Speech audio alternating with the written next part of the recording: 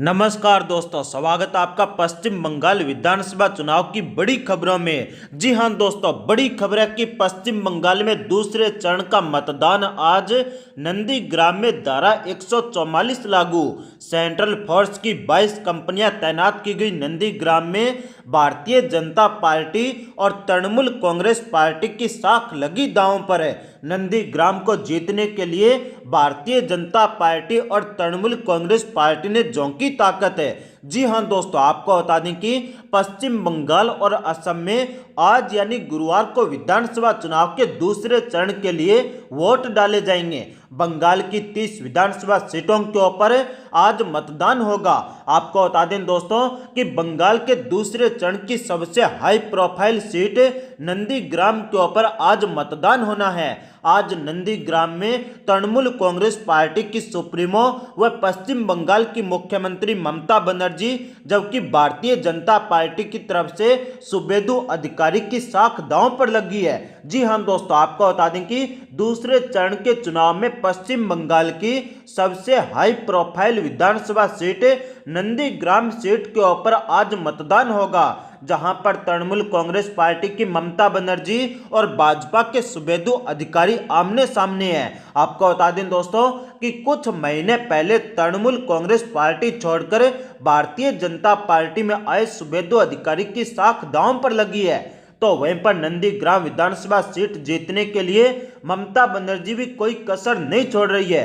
ममता बनर्जी ने यहां पर ताबड़तोड़ रैलियां और रोड शो किए हैं। दूसरी तरफ भारतीय जनता पार्टी के सुवेंदु अधिकारी के समर्थन में भी भारतीय जनता पार्टी की ओर से जमकर चुनाव प्रचार किया गया है। भाजपा की तरफ से मंगलवार को गृह मंत्री अमित शाह और दिग्गज अभिनेता मिथुन चक्रवर्ती ने रोड शो किया है। आपको बता दें दोस्तों कि मतदान से पहले नंदीग्राम की सभी सीमाओं को सील कर दिया गया है। जी हां दोस्तों, आपको बता दें कि मतदान से एक दिन पहले यानी कल यानी बुधवार को भारतीय जनता पार्टी के नेताओं ने चुनाव आयोग से शिकायत की थी कि नंदीग्राम में फर्जी वोट डलवाने के लिए घुसपैठ कराई जा रही है, उसे तत्काल रोका जाए। भारतीय जनता पार्टी ने कोलकाता में चीफ इलेक्टोरल ऑफिसर से अपनी शिकायत में कहा कि नंदीग्राम के फेरी घाट के जरिए फर्जी वोटिंग के लिए घुसपैठ कराई जा रही है।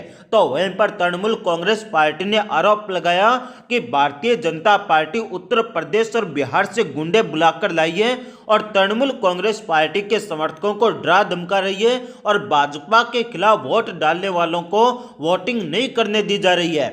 आपको बता दें दोस्तों कि नंदीग्राम के अंदर धारा 144 को लागू कर दिया गया है। जी हां दोस्तों, आपको बता दें कि नंदीग्राम में हालात न बिगड़े, इसके लिए एहतियातन धारा 144 लागू कर दी गई है। नंदीग्राम से सटे सभी सीमाओं को सील कर दिया गया है और वोटिंग से पहले नंदीग्राम में सुरक्षा को बढ़ा दिया गया है। तो वहीं पर सेंट्रल फोर्स की 22 कंपनियों को तैनात किया गया है। आपको बता दें दोस्तों कि सेंट्रल फोर्स की एक कंपनी के अंदर 100 जवान होते हैं, यानी कुल मिलाकर 2200 जवानों को नंदीग्राम में तैनात किया गया है। आपको बता दें दोस्तों कि कल हावड़ा और हुगली के अंदर प्रचार करने के बाद देर रात मुख्यमंत्री ममता बनर्जी नंदीग्राम पहुंच गई और आज यानी मतदान के दिन पूरे दिन ममता बनर्जी नंदीग्राम में रहेगी। आपको बता दें दोस्तों कि भाजपा के उम्मीदवार सुवेंदु अधिकारी आज सुबह बूथ नंबर 76 में 7 बजे वोट डालने आएंगे। आपको बता दें दोस्तों कि अगर नंदीग्राम के बूथ 70 के ऊपर जरा नजर डालते हैं तो नंदीग्राम के 97% वोटर गांवों के अंदर रहते हैं। नंदीग्राम को 2 ब्लॉक के अंदर बांटा गया है, नंदीग्राम फर्स्ट और नंदीग्राम सेकंड।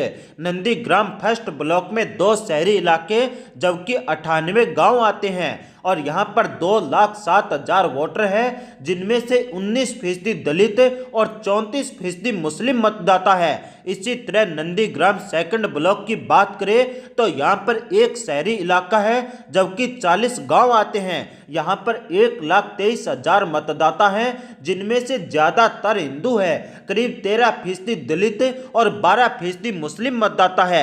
आपको बता दें दोस्तों कि बंगाल के अंदर भारतीय जनता पार्टी ने चुनाव जीतने के लिए अपनी पूरी ताकत झोंकी है और दूसरे चरण की 30 विधानसभा सीटों के ऊपर मतदान होना है। और देखने वाली बात यह होगी कि दूसरे चरण के अंदर कौन मारेगा बाजी। आपको बता दें दोस्तों कि अगर बात करें ओपिनियन पोल की, तो इस क्षेत्र के ऊपर अधिकारी परिवार का वर्चस्व बताया जाता है।